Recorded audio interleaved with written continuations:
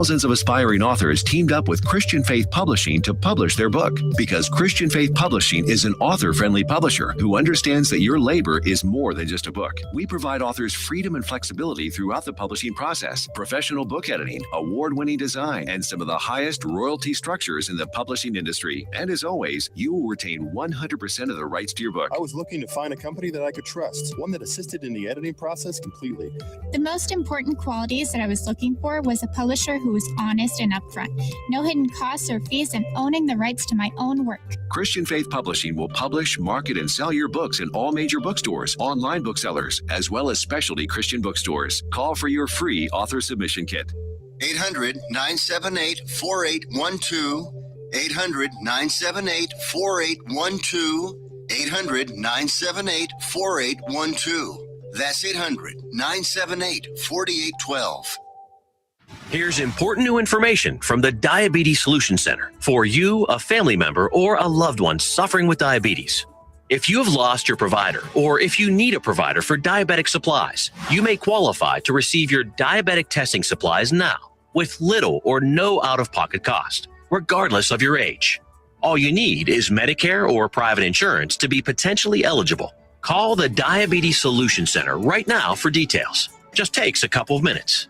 Our friendly, knowledgeable agents will give you free, no-obligation information, handle all the insurance paperwork, and make sure your supplies are delivered directly to your door for free. Call U.S. Medical Supply 24 hours a day. 800-597-9323. 800-597-9323. 800-597-9323. Call right now. 800-597-9323. Let's be honest. Wheelchairs are heavy, bulky, and ugly. If you carry a wheelchair in your car to take care of a loved one, you know how hard it is getting that clunky, old-style wheelchair in and out of your car. Introducing the Feather Chair Wheelchair. At 13 pounds, it's the world's lightest wheelchair. It folds in seconds and fits neatly in your trunk, backseat, or closet, so you can take it everywhere. And it's only available right here. Order yours today and get a free wheelchair case, a $50 value, yours free. The Feather Chair. The world's lightest wheelchair is just $4.99 with easy payments as low as $16 a month. Sorry, no Medicare or insurance accepted. So call right now to order yours. 800-823-5826. 800-823-5826. 800-823-5826. That's 800-823-5826. If you are trying to quit drinking or doing too many drugs, listen to me. You don't know me and we'll never meet. I had a problem like you once. I drank and used to party a little too much till it got out of control and almost ruined my life. I realized I needed help to fix my problem before it totally destroyed me. If you've tried to fix your drinking and drug problem and you know you can't do it alone, you need to call the National Treatment Advisors. They'll immerse you into a 30-day program to replace your old habits with new habits and totally change your life. And if you have PPO private health insurance, the entire program may be covered. Fix your problem right now before it gets any worse. Get clean. Call now and learn more. 877-247-1581. 877-247-1581. 877-247-1581.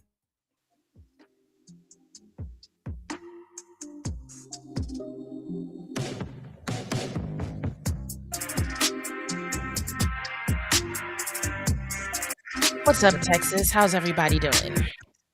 As always, going to start off the show by making sure everyone can hear me and everyone can see me.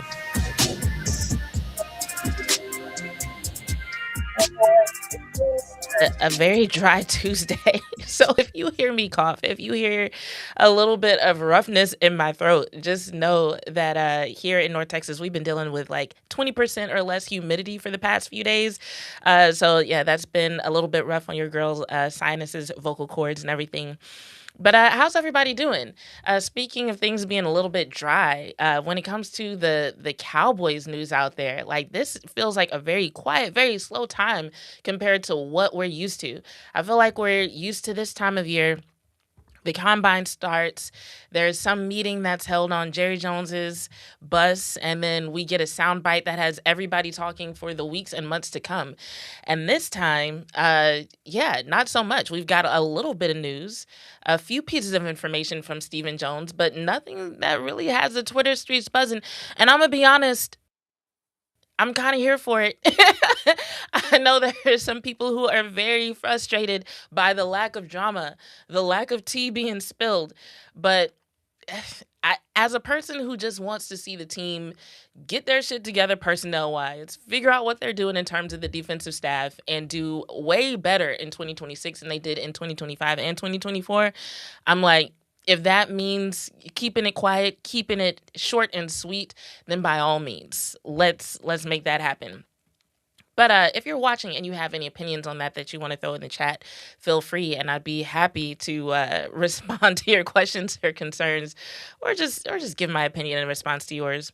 But we have a little bit of a different topic to discuss today. I know a lot of people are used to hearing me discuss Dallas Cowboys news and Dallas Wings news. But if you've been watching during the Winter Olympics, you know a lot of those headlines have caught my attention. And even though the Winter Olympics are over and done with, today is another one of those days where Winter Olympics-related headlines still have my attention. As you can tell from the thumbnail, we have to talk about the men's U.S. hockey team and what happened with that phone call with Donald Trump. I know it's been controversial. People have some varying opinions on it. There are some people who are like, yeah, they didn't handle that well. They were kind of wrong for what they did. And then there are some people who are like, yeah, people are making a mountain out of a molehill. It wasn't that big of a deal. So we'll dive into it and talk about it. But first, we want to get through some shout outs and call outs. So with the shout outs and call outs, we're going to start off. Actually, I'm going to start off with a shout out to Stephen Jones for keeping it short and sweet when it comes to the George Pickens discussion and the discussions about defensive personnel. Because although all he did was tell the truth. All he did was basically keep it honest about where the organization is, where the front office is in terms of what they want to do and how they want to handle these contracts, and the truth about the contracts that pretty much anybody who's been paying attention can see. Anybody who's been paying attention knows that, yeah, there are going to have to be some moves made when it comes to the contract, how the contracts of various players and how that money is divvied up in order to get the Cowboys under the salary cap. But what I like about what Stephen Jones had to say was the fact that there were no controversial comments about the pie, the proverbial pie that they bring up every year. There were no disparaging comments about the players whose contracts may need to be restructured or negotiated. He just kept it honest. Yes, there are some players, we're going to need their cap room. Yes, we are considering putting a franchise tag on George Pickens, and that was pretty much it. So I love it. If that's going to lead to a more functional organization, then by all means, keep that up. But I do want to make sure that y'all know one piece of news that I saw just before we got on air here. Apparently, there's been another addition to the Cowboys coaching staff. Well, if you want to call him a coach. BT Jordan has been hired as a pass rush specialist consultant. So that sounds like not quite a coach, but somebody who's going to be connected with and speaking to the coaches. So to the Cowboys staff, welcome BT Jordan. So that's the news for the day. Now, moving on with the shout-outs and call-outs. Before we get into the drama of what's going on with Team USA, I do want to make sure and shout out Team USA for setting a national record with 12 gold medals at the Winter Olympics. So it looks like the final count has... Did I close the final count? No, I got it right here. So Norway got the most gold medals, which is typical for them. They got gold medals, 41 medals total. The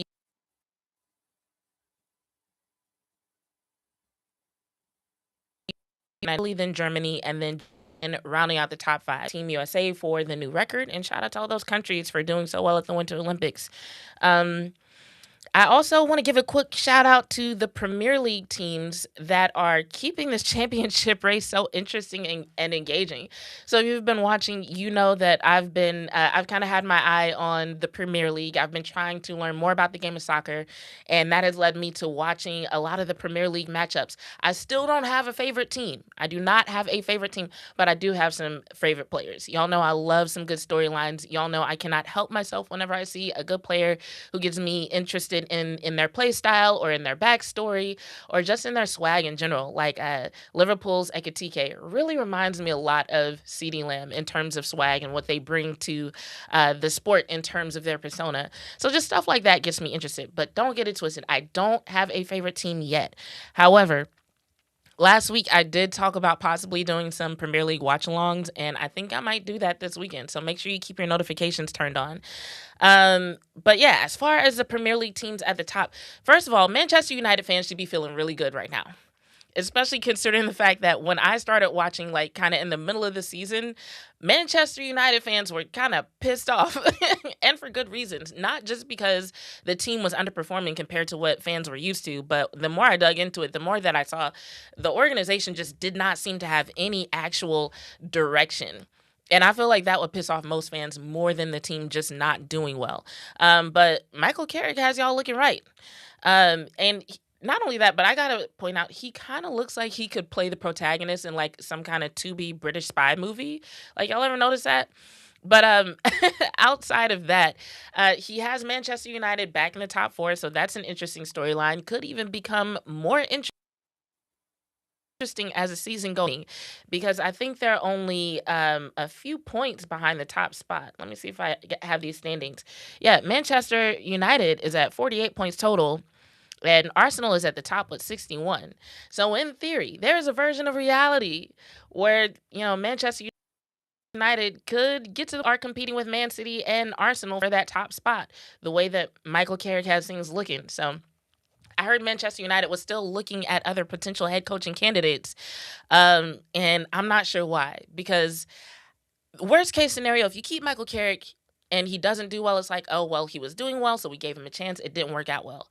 But if you let this man go, you bring somebody else in, then what you don't want to happen is Michael Carrick goes to another team, and that team ends up doing better than what you do. Worse, Michael Carrick goes to a team that Manchester United ends up face season and kicks y'all's ass, So I just feel like if I was one of the decision makers at Manchester United, I would much rather see Michael Carrick not do well than face either of those other two possibilities.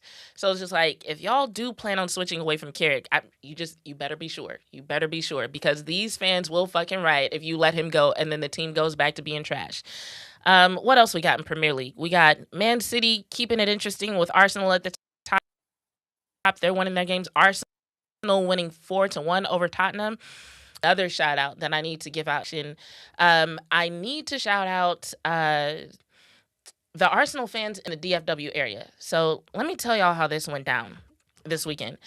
I saw that Cosm was doing a showing of the Arsenal versus Tottenham game. And Cosm is one of the best places to watch sports.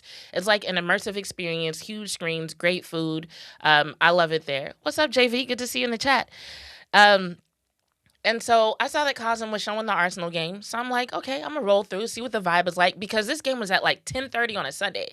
So I'm like, who in Texas loves Arsenal so much that they're going to Cosm to watch this game at a time when most people are getting ready for church or they're chilling at home? So I was just really curious what the vibe is going to be like. So I get there.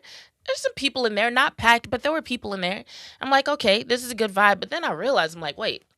There's way more Black people in here than I thought there would be. Like, I wasn't expecting that, right?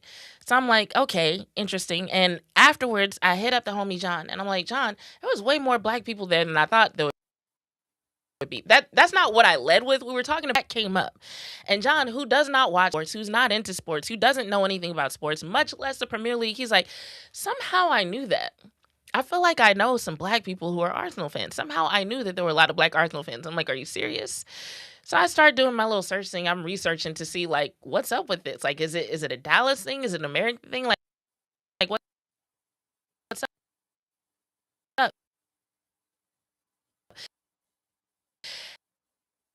And so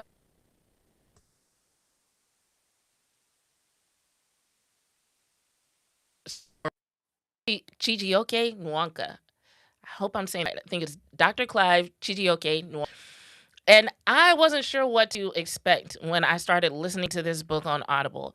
But what I found most interesting so far is the fact that going into my soccer journey with no intention whatsoever of like diving into the racial aspects of it or anything like that wasn't what I was looking to find.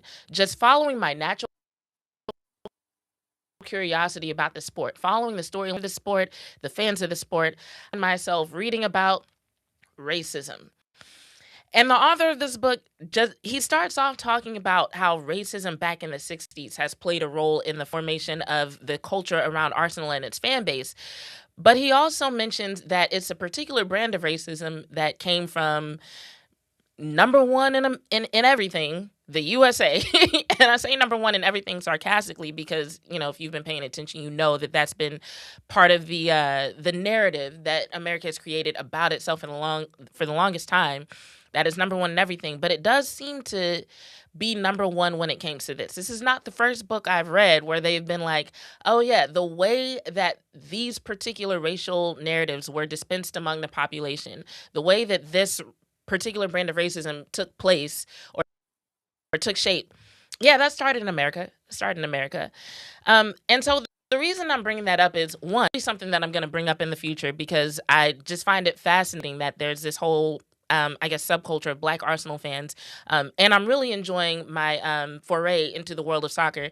I was telling my friends about this earlier today, and one of them, Stacy, who I think might still be in the chat, Stacy was like, oh, it sounds like you found a new hyperfixation. Congratulations. And I hadn't thought about it that way, but I totally have. And for an ADHD person like me, yeah, that is cause for congratulations. But yeah, so I am going to dive deeper into this, and this will come up again, but I'm also bringing it up. The way that race seems to play a role in soccer, whether people want it to or not, kind of reminds me of how sexism also tends to play a role in sports in general, whether people want it to or not. I'll never forget probably my second year hosting this podcast, and at the time, Bitches Love Sports was heavy, way heavier than I am now. And one of the things they said was, they were like, yeah, the only thing that we would ask is that you not be too political. And I was like, it's really difficult to talk about women's sports and the accomplishments of women in sports and the history of women in sports without getting political. They're like intertwined.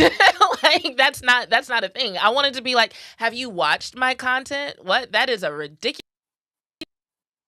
request, sir. And so yeah, those conversations. But that conversation does bring me to my last call out, which brings me to segment. And Tiffany, I don't see the clock, so you're gonna have to keep me on task here when it comes to time. But yeah, the main topic for this first segment that is related to this call out is the U.S. men's hockey team and the backlash over their phone call with Donald Trump. So if you're not privy to what happened, essentially both the U.S. men's and women's hockey teams won their gold medal games in practically identical fashion. They both competed against Canada. They both competed in games that went into overtime, and they both ended up winning in overtime by a score of 2-1. So these are practically identical games, right? And so after the women's game, people were so excited. Then after the men's game, it just felt like there was a swell of patriotism that almost felt too good to be true. And of course it was, because we couldn't even have a day of a lack of controversy for people to just enjoy this and be like, USA, USA in unison for a fucking day before it was ruined by controversy and misogyny and sex quick, just to make sure that we're all on the same page. Because while I love the people in my audience, y'all might have a different opinion than I do. Y'all might have different thoughts than I do. So before I continue, I'm going to play the video that went viral and that led to this conversation about the men's U.S. hockey team and whether or not they were being disrespectful and dismissive of the women's U.S. hockey team.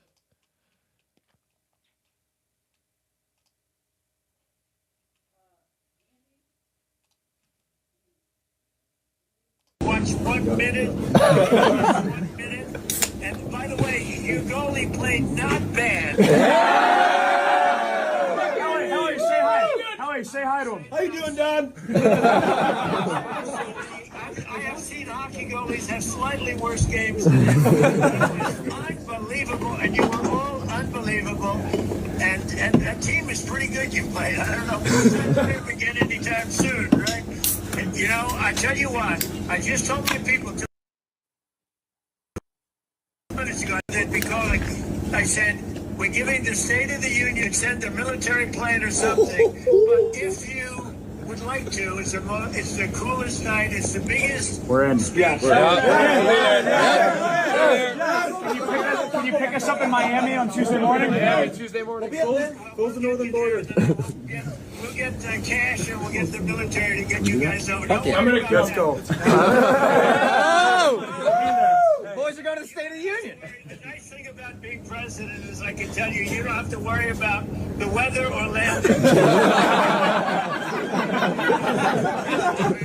So we don't care if it's snowing, if it's the worst blizzard, we sailing through that sucker just like you did on the ice. Thank you, Mr. President. Now we'll do it at the White House anytime. What would really be cool, and we'll do the White House the next day, we'll just have some fun. We have medals for you guys. And we have to, I must tell you, we're going to have to bring the women's team. You do know that. Absolutely. I do believe I probably would be impeached, okay?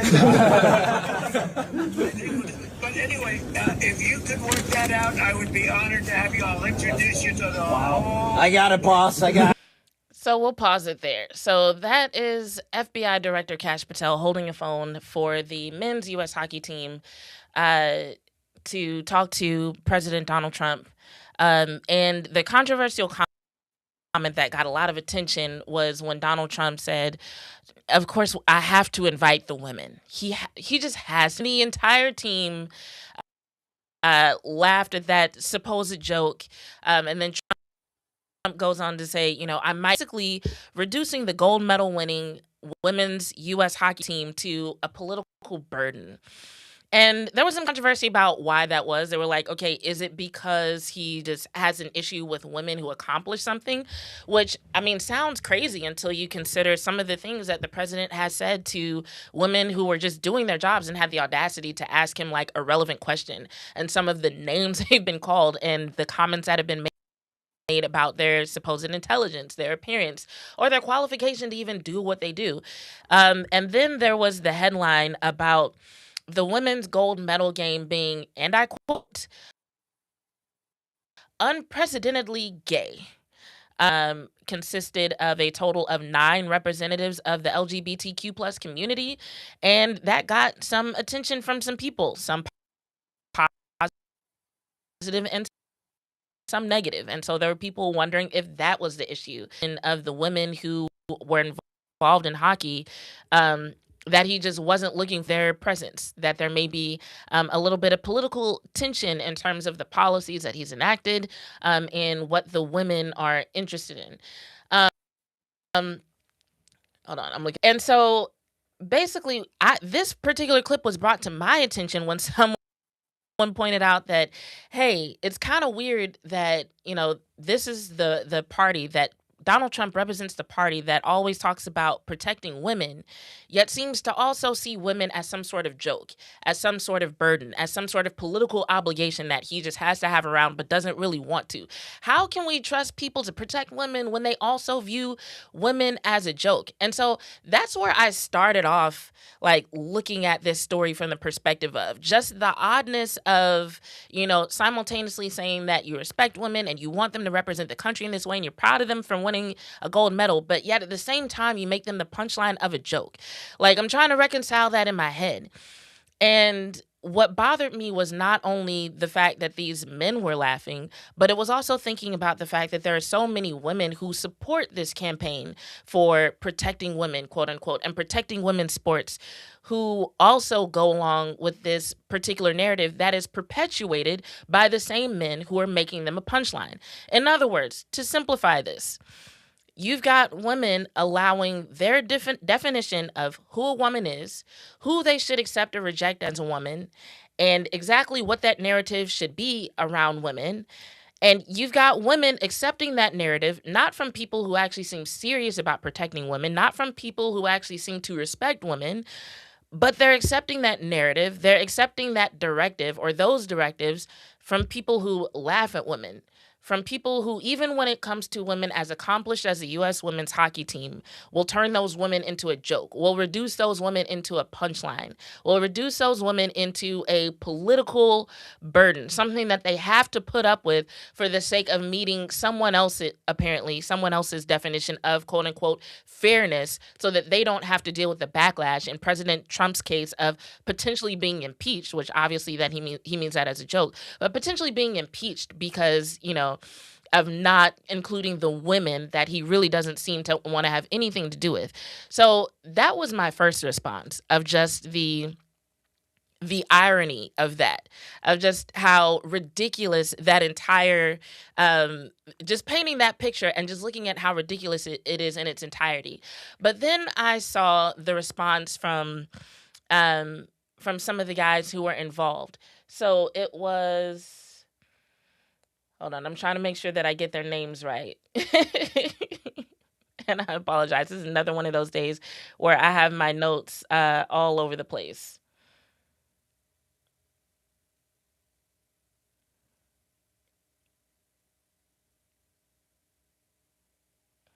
Oh, goodness. Hold on, I'm going to read y'all's comments while I was looking at this. JV said, I just want to verify that the POTUS spoke to the U.S. Olympic team through a phone held by an agent instead of to date means like a large screen and camera. I'm going to be honest, JV, that part really didn't bother me. I don't know who called who or how Trump ended up on the phone. That part didn't really bother me. Maybe it wasn't planned. Maybe it was impromptu, and that's how that ended up happening. Because if you've seen the footage, before that happened, Patel was just in there dancing and laughing and ha-ha and kikiing. So, I mean, as long as it was a secure line, like, it kind of is what it is.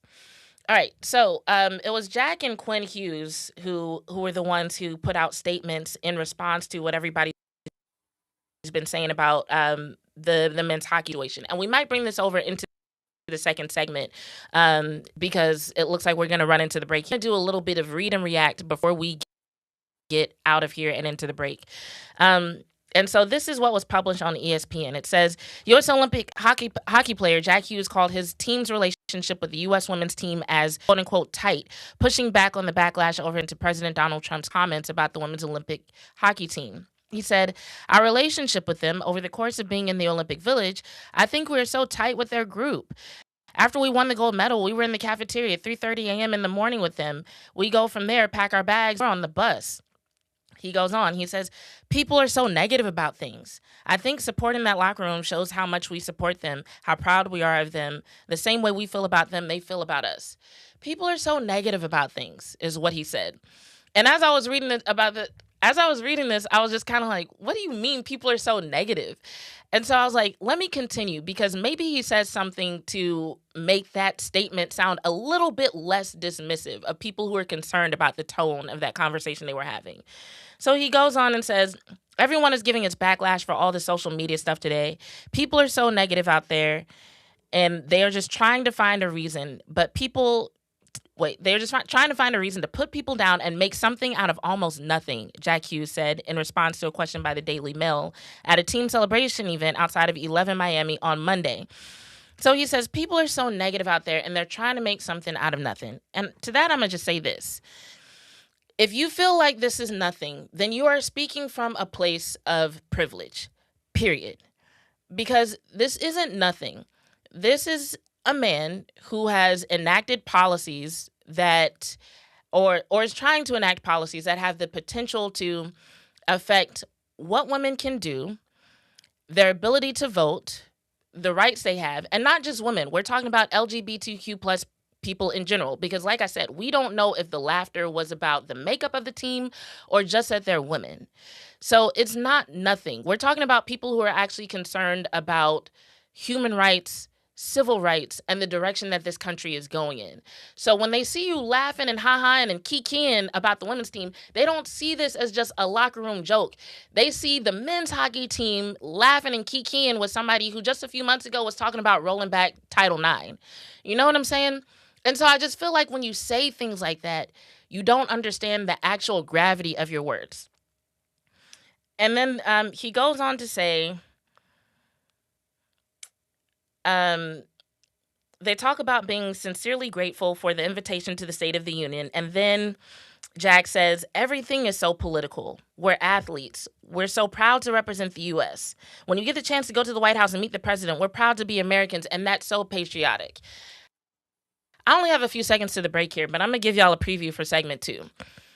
It's not that people are making things political, it's that it is political.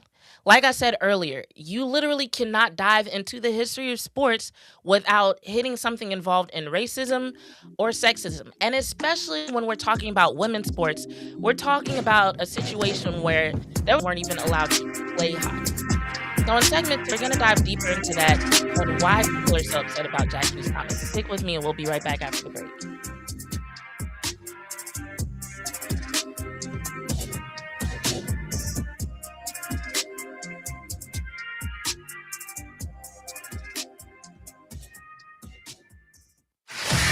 Attention all business owners and creative minds. Do you need a unique and personalized touch for your products? Look no further than Romika Laser Engraving and Custom Designs. I'm Ron Phillips, co-owner of Romika Designs. We offer custom laser engraving services for a variety of products, including promotional items and corporate or personal gifts. With state-of-the-art equipment and a team of skilled designers, we can engrave intricate designs on virtually any material. Whether it's a special message, a company logo, or a custom design, Romika Laser Engraving will help you make your mark. And the best part, our prices are affordable and our turnaround time is quick. I couldn't be happier with the work Romika Laser Engraving did for me. The engraving on my product was precise and exactly what I wanted. So don't wait any longer to add a personal touch to your products. Call Romika Laser Engraving and Custom Designs today at 817-400-4040 or visit our website at romikadesigns.com. We look forward to helping you make your mark. Hey travelers, do you want to save money on your next flight? Then pick up the phone and call. That's right, call, because the best prices are not online. They're with SmartFares. See, SmartFares has special deals with the airlines. When they have unsold seats, they use SmartFares to fill them. So you get airline tickets at ridiculously low prices. Our prices are too low to publish online. With the extra money you'll save, you can book another trip or treat yourself to dinner or shopping. So stop searching all of those travel sites to find the lowest price on your next flight. Let one of our SmartFares expert travel agents find ridiculously low prices for you. Call SmartFares today and get the best price on your next flight. Guaranteed. Also, save up to 50% off business and first class tickets. 855-325-1820. 855-325-1820. That's 855-325-1820.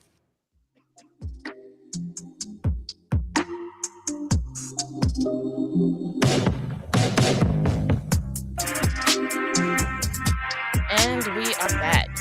All right, so at the end of segment 1, we started talking about the men's hockey team, the video that went viral that led to the backlash and the controversy. And we talked about Jack Hughes' quote about essentially his response to the backlash, him saying everything is so political. We're athletes. We're so proud to represent the U.S. And I was getting into why that's, I hate to call it an asinine comment, but it is. It is. So here's the thing, y'all. And I feel like I just talked about this. I feel like every topic related to this is something that I just talked about.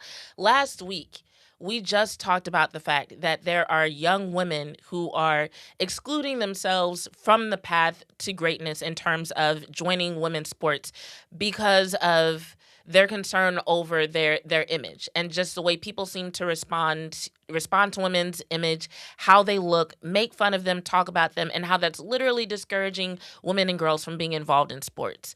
Not long before that, we talked about the fact that whether it's Winter Olympics or Summer Olympics, we talked about the fact that there was a long road to inclusion for women because of myths about fragility, myths about what would happen to women's bodies, and if it even medically made sense for them to be athletic. The fact that there were laws against women in such a way that it made it hard for them to even appropriately for the gym, and how women's gyms and a lot of the myths about women's athleticism didn't even allow them to be trained properly to become good athletes and to get their sports to the point where they would make great addition to the Olympics. And so when we talk about women's hockey specifically, that's a sport that was not even included in the Olympics until 1998. 1998. And so when people say things like this, like everything is so political, as though things like this should be dismissed as a joke or as a non-issue, I'm like, what do you mean everything's like, why are you making light of that comment as though it's not true? Why are you trying to gaslight people into not believing that women's sports is political? It's very much political. Like, it literally took political movements for women to have the right to play sports, for women to have equal access in terms of the resources, in terms of facilities, in terms of training, in terms of support and funding. Every women's accomplishment in sports, in athleticism, in the Olympics, and any sport that you can think of is directly tied to some sort of political movement. So yes, this is political. When you see the men's team essentially doing the same thing that the women's team just did, but laughing at it, acting like, oh, it would be a joke for them to be included. Like, yeah, you are essentially making a political statement. And for you to turn around and act like people should dismiss that, for people to suggest that people should deny that, to me, I say the people who say to keep politics out of sports are people who are comfortable with keeping their head in the sand. Because if you want to keep politics out of sports, you would have to keep it out of everything. Politics is just as much a part of sports as it is any part of our daily life. The same way that, like, sometimes I have to talk to, like, when I'm talking to my grandpa, for example, who's in his 90s, about, you know, the fact that I have certain freedoms that he didn't have when he was my age, is the same way that certain women who were playing hockey in the early 90s end up talking to modern day hockey players about the fact that they didn't have certain access, certain rights, and certain freedoms and certain privileges, you know? So it is 100% political. And so for the people who don't think that this should be political, I have a few questions. First of all, funny. Like, that's my first question. What the fuck was so funny? Because for those who are saying it was just a joke, get over it, like, really didn't hear the joke.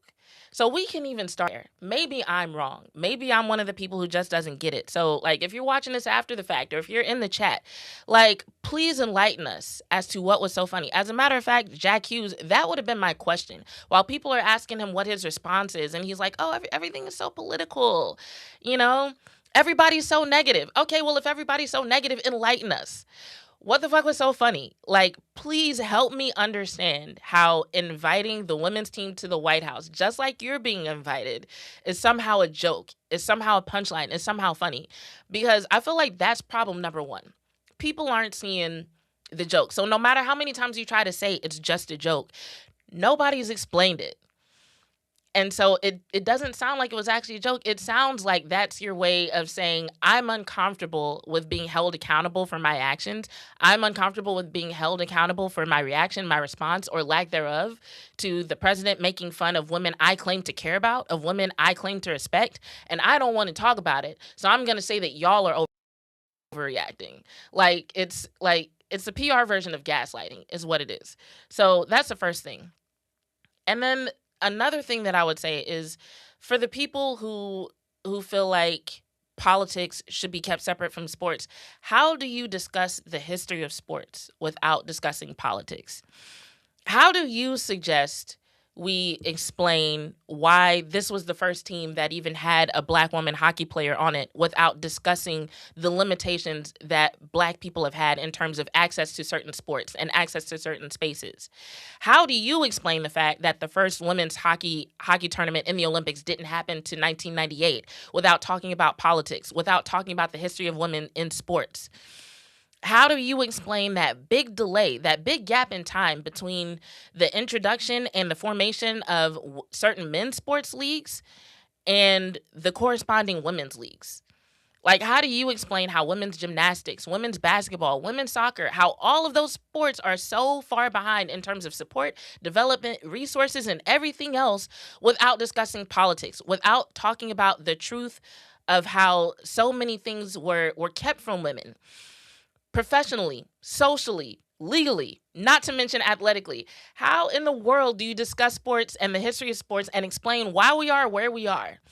And why certain milestones are just now being passed by women without talking about the political history of this country?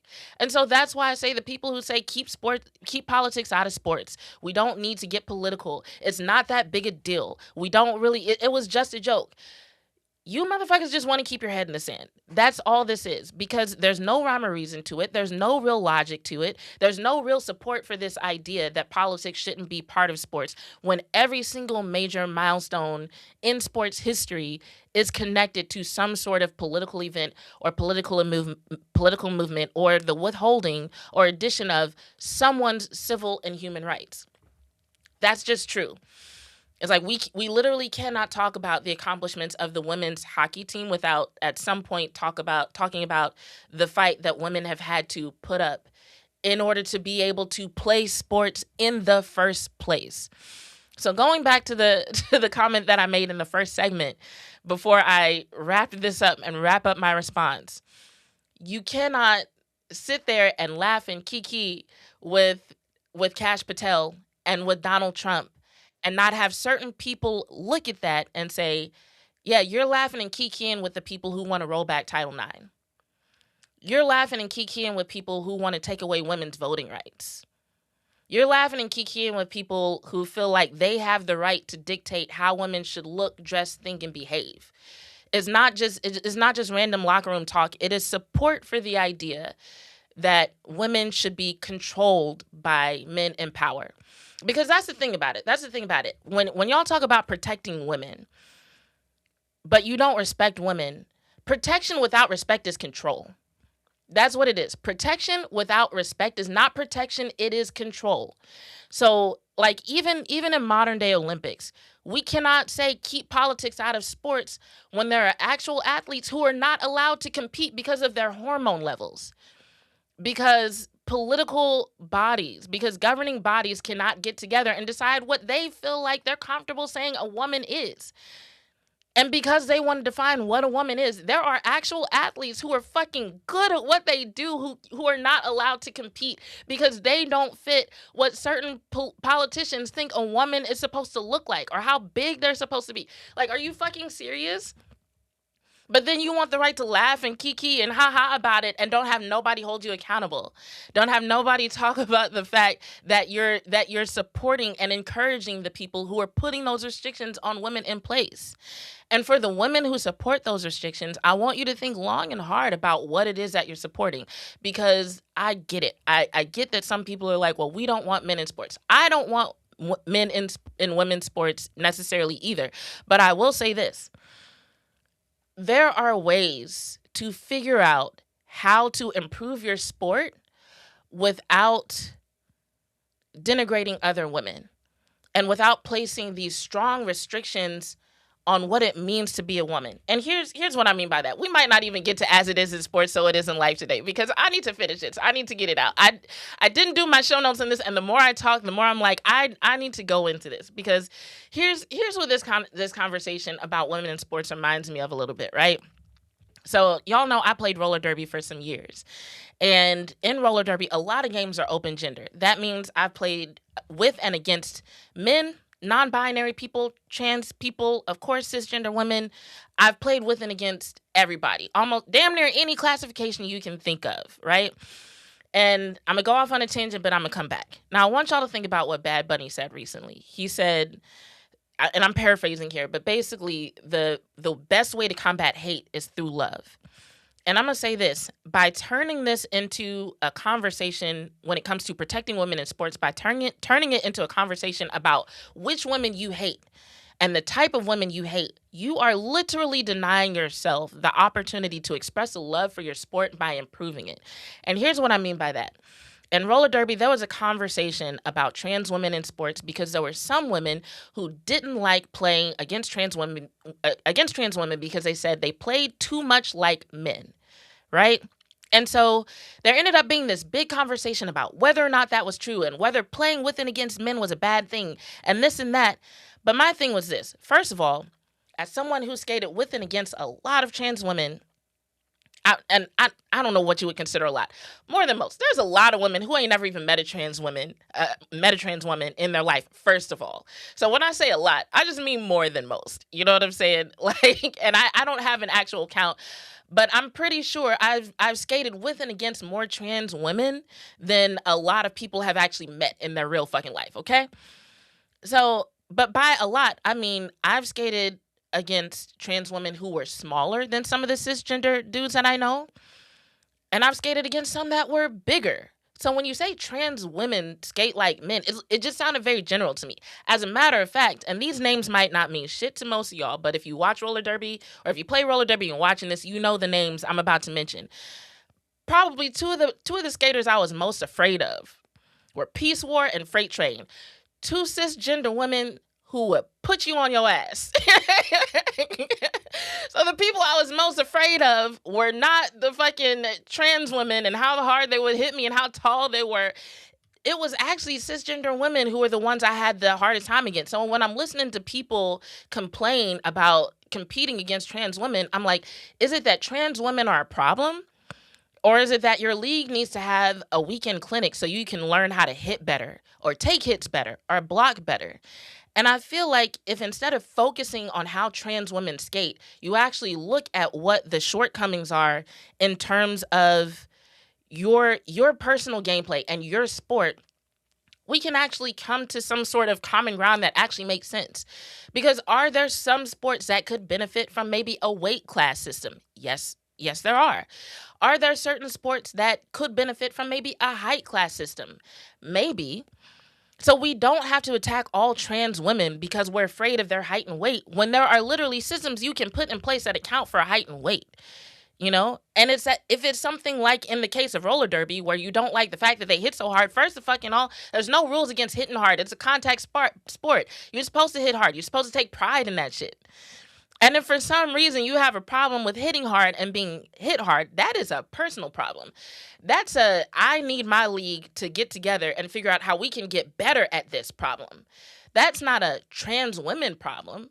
It's like y'all should have women in your league who are fucking hitting hard, regardless of what the fuck is in their pants, regardless of their hormonal makeup. Like, you shouldn't even be proud to go on Facebook and say no shit like that if we being real. Like, you should be a fucking shame yourself. I don't want to compete against people who are better than me, is essentially what you're saying.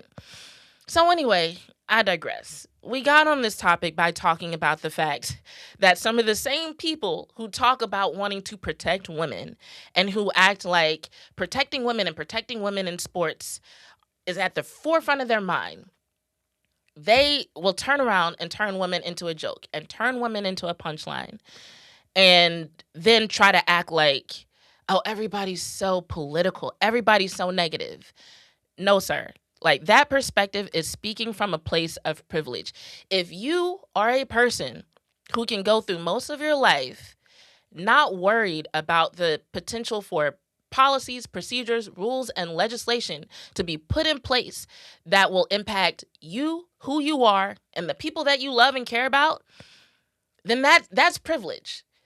Because that's what the rest of us are dealing with. Like, the rest of us are dealing with a motherfucker that y'all going to see tonight because the State of the Union is, y'all are so proud to go to the State of the Union. Y'all are so proud to go to the White House, which I'm not even mad at that. Regardless of how you feel about dude, that is a once-in-a-lifetime opportunity. So even if you just want to go and see what's up and you're like, I don't really fuck with what they stand for, but it's the State of the Union. When am I going to have a chance to do that again? Do that. Do your thing. But let's not act like this isn't the same person that has made statements about who is and isn't from a shithole country and who deserves what rights and who deserves to be treated like a human being like everybody else and who should have certain rights and what should be taken away. So yes, you laughing and kikiing with him on the phone and making a joke about the women's team is 100% political, and yes, it is negative. Don't get up here and try to gaslight motherfuckers into thinking that it's nothing, into thinking that it's a fucking joke. Until you ready to get on social media and explain the fucking joke, like, yes, people have a reason to come for you. Jack Hughes, Quinn Hughes, and I'm about to say your mama, but I need to explain. It's not like an insult. Their mom literally came to their defense, okay? So their mother is a player development consultant for the women's hockey team. So some outlets have had her on TV defending her son. So when I say y'all and y'all mama, I'm not saying that to be rude, y'all. I literally mean them and their like actual mom and her job and like what she does. So like until back to what I was saying, until you're ready to come on social media or on somebody's platform and explain the fucking joke, everybody has a right to come for you and your mama. That's just it. Boom. Anyway, I see we got a Canadian viewer in the chat, and today's As It Is in Sports, So It Is in Life actually concerns Team Canada. So I want to read this comment before I get into that. I can't see the name. It says Last Shadow? I'm sorry, I can't see from here. I need a new eye exam. But it says, Canadian here. I watch every Canada versus USA game. Best hockey games. Everyone's proud of the U.S. men's and women's hockey team this year. If we, Canada, ain't going to win, then I want the U.S. to take it. Well, thank you. I appreciate that. And then producer Tiff decided to chime in and said, disappointed to hear that from the Hughes brothers, but they're young. I wonder what their mom thought of that statement, being that she played for the women's U.S. team back in the 90s. Well, Tiff, if you go to YouTube and you type in her name and USA Today, she was on USA Today this morning actually defending it and saying that people are being too divisive and that they need to focus on unity and being proud of the U.S. Did not address the concerning aspects of the interaction. And here's my thing, before I get into As It Is in Sports, So It Is in Life, if we get to it. Here's my thing. Tiffany's right. They are young. I think Jack is 24 and Quinn is 26. They are young. And so in a way, this does feel like a typical response from a young cisgender man who has not had to confront the realities of some of the things that the current administration face. Because unless they've had some real deep talks with their mom or some of the women in their life, I don't even know how many women they have in their life to have this discussion, they might be ignorant to it. Because that's the thing about this administration. It's been very easy. Like, if you are a cisgender white heterosexual Christian male, there's not a lot that's really been done against you. There's not a lot for you to be concerned about unless you just have a general concern for your fellow citizens. A genuine concern for your fellow citizens. You know what I'm saying? So yes, they are young. But my thing is this. I'm not even saying that they have to necessarily apologize. But even had they come out and instead of saying everybody's so negative, everybody's so political, had they just come out and said, you know what? That wasn't the best response. We really need to work on our response when people make jokes that we're not comfortable with. We really need to work on how we handle this situation when people think it's okay to turn the women's team into a punchline. Even if they said, you know what, it was awkward. I didn't know what to do in that situation. That was the president of the United States. And so I just laughed along. And in hindsight, I wish I had blank. Or I just want to say blank. To the people who were hurt by that reaction, I just want to say blank. Just something to let people know that you understand that that shit wasn't cool. Like, that would be appreciated by so many people.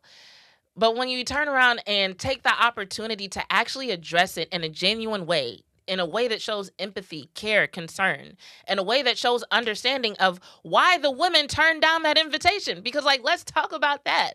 Like, the president says, oh, we got to invite the women. And the women are like, we're not going. And, of course, they cited logistical conflicts and yada, yada, yada. But you mean to tell me not a single one of them?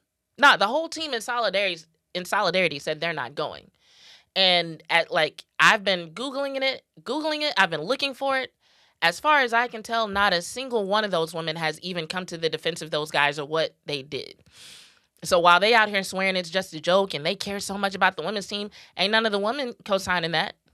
I haven't heard any of them say, oh, it was just a joke. We're not tripping. They haven't said anything in defense of the Hughes brothers. They're not going to the State of the Union tonight. As a matter of fact, from what I understand, they got something planned with Flava Flav. Flava Flav came through. If y'all don't know, Flava Flav is one of the sponsors of the women's water polo team. A huge proponent of women's sports. So, like, if you've been seeing him on some of these commercials, that's why. And so let me pull this up real quick. Because this is basically something that unfolds. I might have it up on my phone. Team out to Vegas. And the date was, so I don't know if it's tonight, but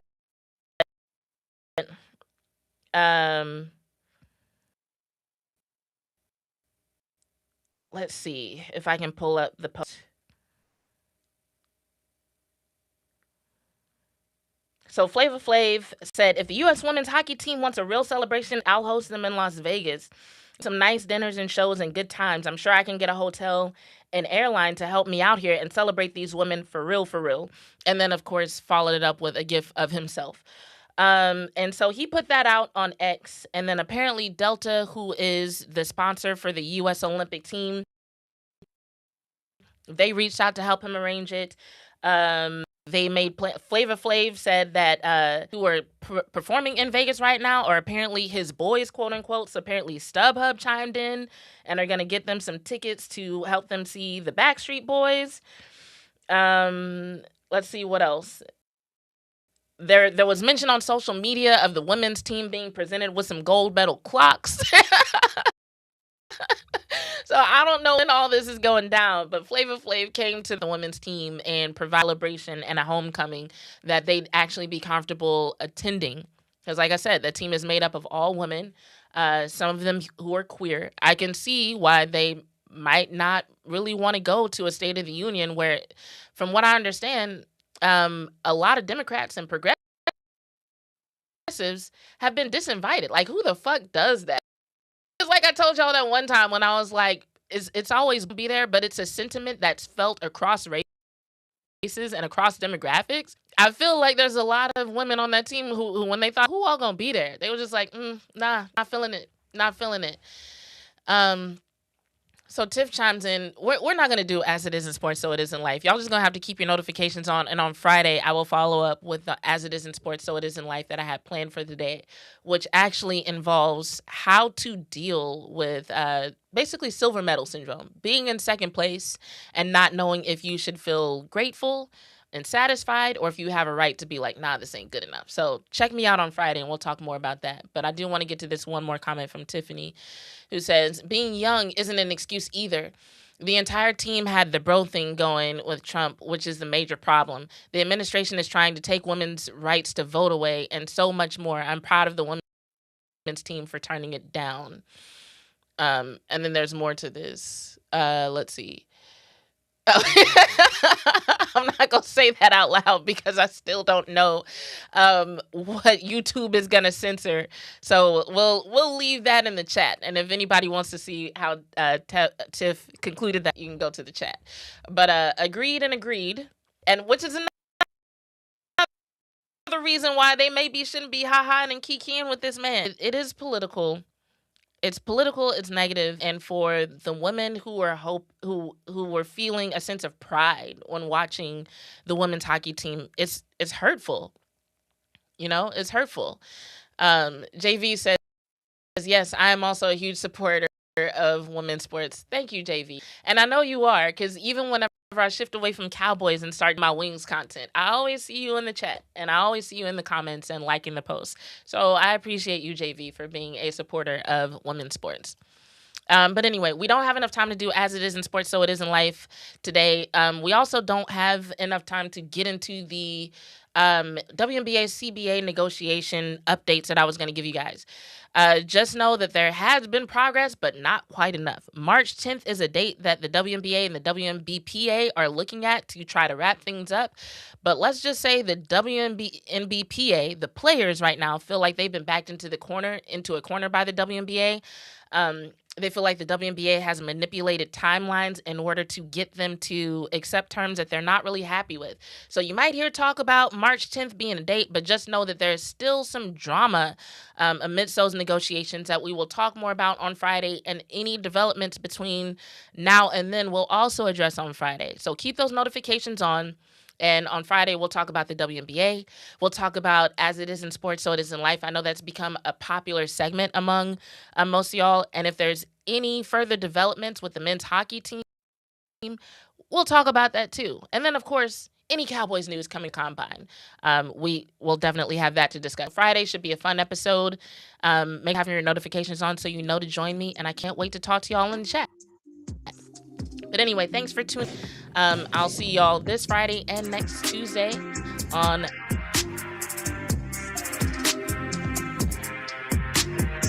I'm out.